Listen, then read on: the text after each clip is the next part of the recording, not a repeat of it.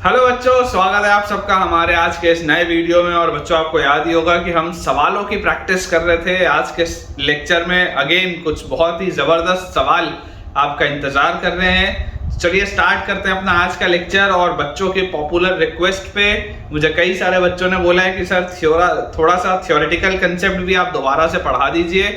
तो चलिए, कोई दिक्कत की बात नहीं है बच्चों। हम आने वाले लेक्चर्स में थोड़ा सा थ्योरेटिकल पोर्शन भी देखेंगे लॉगरिथम का। मैं आपको ब्रीफ में समझाऊंगा कि लॉग का कंसेप्ट क्या होता है। फिलहाल तो अपन अपने सवालों की प्रैक्टिस स्टार्ट करते हैं। तो देखिए, अगर हम अपना आज का सवाल देखें तो अभी तक हमने टोटल इस पर 3 लेक्चर्स डेडिकेट किए हैं और तकरीबन 12 सवाल अभी तक हम कर चुके हैं। आज क्वेश्चन नंबर 13, 14, 15 एंड 16 एक्सरसाइज 1 का हम करेंगे लॉगरिथम का। जिस बुक को मैं यहाँ पे आपके लिए सॉल्व करा रहा हूँ, उस बुक का नाम आप डिस्क्रिप्शन बॉक्स पे देख सकते हैं। यहाँ पर बच्चों जो अपने पास लिखा हुआ है कंटेंट क्वेश्चन नंबर 13 में, तो देखिए क्वेश्चन नंबर 13 हमें बोलता है, बहुत ध्यान से आप देखिएगा, लिखा हुआ है इसमें बच्चों 2 raise to the power a is equal to, हमको दिया हुआ है 4 raise to the power b is equal to, हमारे पास लिखा हुआ है 8 raise to the power c। 2 raised to the power a is equal to 4 raised to the power b is equal to 8 raised to the power c। और इसमें बच्चों मुझे दिया हुआ है abc की जो वैल्यू है वो वैल्यू दी हुई है 288।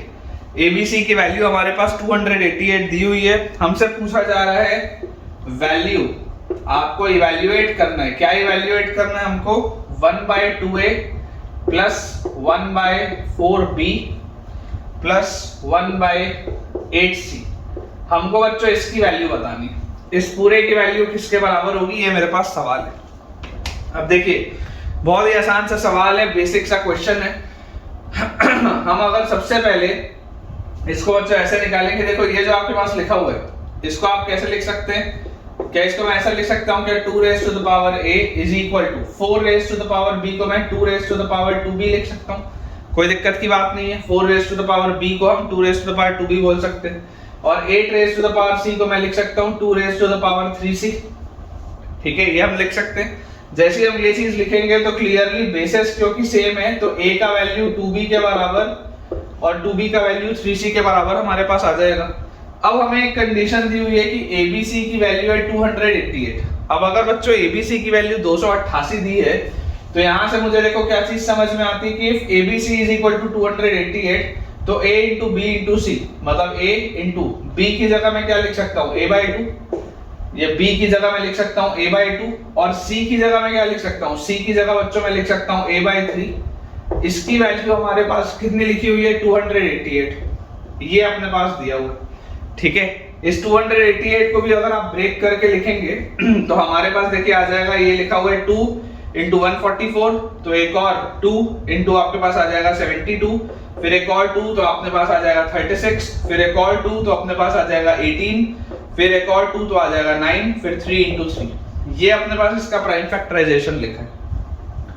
तो यहां से बच्चों a क्यूब की वैल्यू बताओ क्या आ जाएगी? यहाँ पर 2 लिखा हुआ है 1 2 3 4 5 बार और एक 2 यहां से आएगा, तो ये अपने पास लिखा हुआ है 2 रेज़ टू द पावर 6। और 3 अपने पास लिखा हुआ है 1 2 और एक 3 यहां से आएगा, तो 3 बार, तो into 3 raise to the power 3। बहुत आसानी से हम इसको ऐसा लिख सकते हैं। तो यहां से अपने पास ये बेसिकली आ जाएगा a will be equal to 4 into 3 which comes out to be 12। इसको आप सॉल्व करेंगे तो a की वैल्यू अपने पास आ जाएगी 12। तो अब जैसे ही हमारे पास बच्चों a की वैल्यू निकल के आ चुकी है, तो यहां से आप बहुत आसानी से b और c भी निकाल सकते हैं। तो देखिए a की वैल्यू अगर 12 आ रही है तो b क्या था? b a/2 था। तो अगर b की वैल्यू a/2 है, मतलब कि 12/2 मतलब ये आ जाएगा 6। और c क्या था? c a/3 था। तो अगर c की वैल्यू a/3 है तो 12/3 अपने पास आ जाएगा 4। अब जैसे ये हमारे पास वैल्यूज आ चुकी हैं, तो फाइनली आपको जो इवैल्यूएट करना है 1/2a, तो 2a का वैल्यू कितना होगा? if a is 12 तो 2a will be 24 plus 1/4b, b की वैल्यू अगर 6 है तो 4b will be again 24 plus 1/8c, तो 8 into c will be 32। ये अपने पास आती है चीज। आप जैसे इसको ऐड करेंगे 1/24 और 1/24 will be 1/12 प्लस 1/32। थोड़ा ध्यान से देखने पर बच्चों मुझे यहाँ पर दिखाई दे रहा है कि इसका जो LCM आएगा वो 96 आएगा। अब 12 into 8 होता है 96, तो यहाँ आ गया 8 और प्लस 32 into 3 होता है, तो यहाँ आ गया 3। तो यार इसका आंसर मेरे हिसाब से तो 11/96 आता है। This should be the answer. Check कर लेते हैं एक बार। तो बिल्कुल सही है बेटा, क्वेश्चन नंबर 13 ये था। इसका ऑप्शन अपने पास इसमें दिया हुआ है सी ऑप्शन, 11/96, बिल्कुल करेक्ट है। सी ऑप्शन है 11/96 व्हिच इज एक्यूरेट। चलिए जल्दी से बोर्ड को क्लियर करते हैं, अगले सवाल की तरफ आगे बढ़ते हैं। अगला बच्चों अपने पास जो इसमें सवाल लिखा हुआ है दैट इज क्वेश्चन नंबर 14 में हमें बेटा डेटा दिया हुआ है log 10 base a plus log 10 square base a, और इस तरीके से हमारे पास ये लिखा हुआ है log 10 raise to the power 10 base a तक। ठीक है, ये अपने पास डेटा दिया हुआ है और इस पूरे की वैल्यू है 110। तो हमसे पूछा जा रहा है बताइए a का वैल्यू क्या होगा। बहुत ही सरल सा क्वेश्चन है, बहुत ही आसान सा क्वेश्चन है। अगर आप इसको ध्यान से ऑब्जर्व करेंगे तो आपको बच्चों यहाँ पर एक चीज दिखाई देती है कि log 10 बेस a लिखा है। अब log 10 बेस a, तो अभी उसको आप वैसे रहने दो। ये जो सेकंड वाला टर्म है देखो, log 10 बेस a के बाद ये जो सेकंड वाला टर्म है, अगर इस 2 को मैं घुमा के आगे ले आऊं तो क्या इसको मैं twice of log 10 base a बोल सकता हूं क्या? तो जवाब है बिल्कुल सर, बोल सकते हो, कोई दिक्कत की बात नहीं है। ये वाली जो चीज हमारे पास लिखी हुई है, अगर मैं 2 आगे ले आऊंगा तो this will be twice of log 10 base a। और उसी तरीके से अगर मैं आगे बढ़ूंगा तो यहाँ पे जो लास्ट वाला 10 है ये भी आगे आएगा, तो this will B 10 times of log 10 base a। अब यार मुझे यहाँ से समझ में आता है कि log 10 बेस a तो आप कॉमन निकाल सकते हो। ये चीज मुझे समझ में आती है कि log 10 बेस a आप बहुत आसानी से कॉमन निकाल सकते हो। अंदर आपके पास क्या बचेगा, 1 + 2 + 3 ऐसा करके 10 तक अंदर आपके पास बचेगा। बाकी तो आपने log 10 बेस a बाहर निकाल लिया। और इस पूरे की वैल्यू आपको देखो दी हुई है 110 के बराबर। इस बच्चों पूरे की वैल्यू अगर 110 के बराबर दी है, मतलब कि आप इस बात को समझिए कि 1 से 10 तक का सम क्या होता है, 55। ये बात हमको पता ही है कि 1 से लेकर 10 तक का जो सम होता है क्लास 10th में हम पढ़ते हैं अरिथमेटिक प्रोग्रेशन में, 55 आता है। और log 10 बेस a यहाँ लिखा हुआ है और इस पूरे की वैल्यू हमारे पास आ रही है 110 के बराबर। ये 55 से 110 कटेगा तो यहाँ पे आएगा आपके पास 2। मतलब कि बच्चों 10 की वैल्यू आ जाएगी a स्क्वायर के बराबर और a की वैल्यू आ जाएगी √10।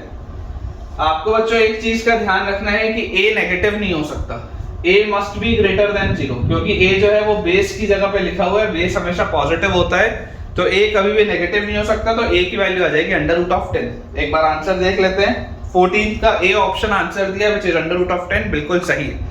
तो मुझे पूरी उम्मीद है यार आपको ये सवाल समझ में आ रहे होंगे, आपका इंटरेस्ट भी आ रहा होगा। अगर कॉन्फिडेंस बढ़ रहा है, चीजें समझ में आ रही है तो मुझे कमेंट्स में जरूर बताइए। चलिए इसे क्लियर करते हैं, अगले सवाल की तरफ आगे बढ़ते हैं। नेक्स्ट अपने पास बच्चों लिखा हुआ है क्वेश्चन नंबर 15। थोड़ा सा अच्छा क्वेश्चन है, मैं एक स्टार इसमें लगा देता हूँ, थोड़ा सा बेहतर सवाल है ये। हमारे पास बच्चों इसमें लिखा हुआ है क्वेश्चन नंबर 15 में कि if the value of the product P की वैल्यू आपको दी हुई है, P = 3 × 3 मल्टीप्लाइड बाय, इसको थोड़ा सा मैं नीचे लिखता हूँ क्योंकि थोड़ा सा बड़ा सवाल है। तो वैल्यू ऑफ P अपन ऐसे लिखते हैं कि P = 3 × 3 raised to the power log of 3 base 4 और multiplied by 3 raised to the power log base 4 पे हमारे पास लिखा हुआ है 3 raised to the power log 3 base 4, ये अपने पास लिखा हुआ है। और उसके बाद फिर लिखा हुआ है multiplied by 3 raised to the power log 3 base 4, और ये वाले 3 के ऊपर अगेन लिखा हुआ है log 3 base 4 इसकी पावर में, और इसके ऊपर अगेन लिखा हुआ है log 3 base 4। इस तरीके का आपके पास एक पैटर्न लिखा हुआ है और ये इनफाइनाइट तक चला है। और हमें बच्चों बोला जा रहा है कि P की जो वैल्यू है it is of the form a raised to the power log c base b। इसकी जो वैल्यू है that is a raised to the power log c base b। हमसे बच्चों पूछा जा रहा है कि a b और c जो है, a b और c जो है अगर वो रैशनल है, if a b and c are rational, q मतलब रैशनल होता है, तो b की वैल्यू क्या होगी, तो b की वैल्यू हमारे पास क्या आएगी, ये अपने पास सवाल है। ठीक है, अब देखिए अगर आपको इसको बच्चों सॉल्व करना है तो एक जो पैटर्न यहाँ पर चल रहा है आपको समझना पड़ेगा। सबसे पहले आप इसको देखिए, आप इसको ब्रेक करके कैसे लिख सकते हैं, आप p को लिख सकते हैं 3 multiplied by 3 raised to the power log 3 base 4। यहाँ तक कोई रॉकेट साइंस नहीं है, यहाँ तक सब बच्चों को समझ में आता है। प्रॉब्लम आती है इसके बाद। अब आप देखिए ध्यान से, ये एक आपके पास टर्म लिखा हुआ है और इसमें ये वाले 3 के ऊपर ये वाला टर्म लिखा हुआ है। ठीक है, अगर हम लॉग की प्रॉपर्टी लगाए तो नंबर के ऊपर जो पावर लिखा हुआ है वो आगे आ जाता है। मतलब कि हमारे पास लिखा हुआ है 3 रेज टू द पावर, ये log 3 बेस 4 आगे आ जाएगा और log 3 बेस 4 एक और लिखा है। तो क्या मैं इसको log स्क्वायर 3 बेस 4 ऐसा लिख सकता हूँ क्या? बिल्कुल लिख सकते हैं, इसमें कोई दिक्कत नहीं है। सिमिलरली आप यहाँ पर देखिए, ये 3 के पावर में ये log 3 बेस 4 है, तो ये वाली पूरी चीज घूम के आगे आ जाएगी। तो ये आपके पास हो जाएगा log स्क्वायर 3 बेस 4 और वो पूरी चीज इस 3 के पावर में। तो अब ये जो पूरी चीज है ये घूम के इसके आगे आ जाएगी। मतलब अगर मैं इफेक्टिवली बोलूं तो इसको मैं लिख सकता हूं 3 raise to the power log cube 3 base 4। ये इंपॉर्टेंट है, ठीक है ना। यहाँ पर आप स्टार लगा लो, ये बहुत इंपॉर्टेंट है। मिस्टेक बच्चों से इस पे ही होता है। ये जो मैंने लिखा है ना, ये बच्चे सोच ही नहीं पाते। मतलब ये जो एक पैटर्न है जिसमें पहले वाले में 3 की पावर 1 है, दूसरे वाले में 3 की पावर log 3 बेस 4 है, तीसरे वाले में 3 की पावर log स्क्वायर 3 बेस 4 है, चौथे वाले में 3 की पावर log क्यूब 3 बेस 4 है, और इस तरीके का एक सीरीज है। तो ऐसे वाले बच्चों सीरीज को अगर आपको सॉल्व करना है, देखो सब में क्योंकि बेसिस सेम है पावर्स ऐड हो जाएंगे, तो 3 रेज टू द पावर हमारे पास आएगा 1 plus log 3 base 4 plus log square 3 base 4 plus log cube 3 base 4। अब ये थोड़ा सा अच्छा सवाल है ना। कुछ बच्चों को हो सकता है ये समझने में प्रॉब्लम आए कि सर आपने इसको कैसे सॉल्व किया। ये 3 के पावर में ये इनफाइनाइट तक ये सीरीज आपके पास लिखी हुई है। बेसिकली ये जो है ये इनफाइनाइट जीपी है। This is an infinite geometric progression. ये जो ऊपर वाले टर्म्स लिखे हैं ना, ये एक ज्योमेट्रिक प्रोग्रेशन में, क्योंकि हर बाद वाले टर्म में पिछला वाला बेटा जो एक सेम चीज है मल्टीप्लाई होते जा रही है। देखिए 1 पे log 3 बेस 4 मल्टीप्लाई हुआ, फिर इस पे log 3 बेस 4 मल्टीप्लाई हुआ तो ये मिला, फिर इस पे log 3 बेस 4 मल्टीप्लाई हुआ तो ये मिला। तो इस तरीके की जो सीरीज होती है उसको बोला जाता है ज्योमेट्रिक प्रोग्रेशन। ये सारी चीजें भी मैंने पढ़ाई हुई हैं। अब यहाँ से देखिए आपके पास क्या आ जाता है, यहाँ से आप लिख सकते हैं 3 raise to the power infinite GP जो होता है। इनफाइनाइट बच्चों जो जीपी होता है सम ऑफ इनफाइनाइट जीपी। तो सम ऑफ इनफाइनाइट जीपी अपने पास आ जाता है a by 1 minus r। Sum of infinite GP होता है a बाय 1 माइनस r। ये चीज अपने को पता होनी चाहिए, जिसमें a होता है फर्स्ट टर्म, r होता है कॉमन रेशियो। ठीक है, a is the first term and r is the common ratio. r is the common ratio. ठीक है, ये चीज अपने पास होती है, ये आपको पता होना चाहिए। डिटेल में आगे भी आएगा। तो यहाँ से देखिए आपके पास क्या आ जाएगा, a अपने पास आ गया, फर्स्ट टर्म 1 है तो a by 1 minus common ratio क्या है log 3 बेस 4। और क्लियरली हमको पता है कि यहाँ पर a जो इसमें बेटा जो r होता है कॉमन रेशियो, ये 1 से छोटा होना चाहिए। कॉमन रेशियो हमेशा 1 से छोटा होना चाहिए। आपको दिखाई दे भी रहा है, ये जो log 3 बेस 4 है 1 से छोटा है, इसमें कोई दो राय नहीं है। तो यहाँ से आप इसको बच्चों जैसे ही सॉल्व करेंगे आपके पास आ जाएगा 3 raise to the power 1 upon ये जो 1 लिखा हुआ है, ये वाले 1 को क्या मैं log 4 बेस 4 लिख सकता हूँ? तो जवाब है बिल्कुल हाँ, लिख सकते हैं, कोई दिक्कत नहीं है। तो यहाँ से अपने पास आ जाएगा 1 बाय ये log 4 base 4 minus log 3 base 4 will be log 4 by 3 base 4। ठीक है, इसको आप ऐसा लिख सकते हैं log 4 बाय 3 बेस 4। प्रॉपर्टी लगाइए, और क्योंकि ये इसके रेसिप्रोकल में है तो इसको मैं लिख सकता हूँ 3 raise to the power log 4 base 4 by 3। हमें पता है जब भी हम log का रेसिप्रोकल करते हैं तो नंबर और बेस आपस में इंटरचेंज हो जाता है। तो this will be log 4 base 4 by 3। अब आप इसको कंपेयर करिए, a raise to the power log c base b, a raise to the power log c base b। तो यहाँ से abc अगर रैशनल था तो ऑटोमेटिकली b का वैल्यू क्या आ जाएगा 4 बाय 3 आ जाएगा। मतलब अपना आंसर क्या होना चाहिए, अपना आंसर होना चाहिए 4 बाय 3। देख लेते हैं एक बार। तो बिल्कुल सही है बेटा, क्वेश्चन नंबर 15 ये था, इसका आंसर यही है, b की वैल्यू 4 बाय 3 आएगी। सेकंड ऑप्शन में अपने पास दिया हुआ है, और मुझे पूरी उम्मीद है कि ये सवाल आपको अच्छा लगा होगा। आप में से जितने बच्चों को ये सवाल अच्छा लगा है मुझे कमेंट में आप जरूर बताइए। ठीक है बच्चों, तो अब अपन इस लेक्चर के लास्ट क्वेश्चन में पहुंच चुके हैं। मैंने सोचा था मैं आपको क्वेश्चन नंबर 16 अभी कराऊंगा, लेकिन 16 ना करा के मैं आपको पहले क्वेश्चन नंबर 17 कराता हूँ, क्योंकि मैं देख पा रहा हूँ कि जो क्वेश्चन नंबर 16 है वो एक अच्छा सवाल है, इंपॉर्टेंट क्वेश्चन है, उसमें समय ज्यादा अपने को लगेगा। तो हम पहले ऐसा करते हैं, क्वेश्चन नंबर बच्चों 17 बना लेते हैं, वो आसान सा सवाल है, और 16 वाला जो क्वेश्चन है मैं अगले लेक्चर में आपको करवा दूंगा। हमारे पास लिखा हुआ है 2 raise to the power log p base 3, 2 raise to the power log p base 3। अगर इसकी वैल्यू 5 के बराबर है तो सवाल है कि p raise to the power log 4 base 5 इसकी वैल्यू क्या हो। p raise to the power log 4 base 5 की बच्चों वैल्यू क्या होगी, ये अपने पास क्वेश्चन है, काफी आसान सा सवाल है। तो देखिए ये क्वेश्चन नंबर 17 है आपकी बुक में, 16 वाला मैं कल आपको कराऊंगा।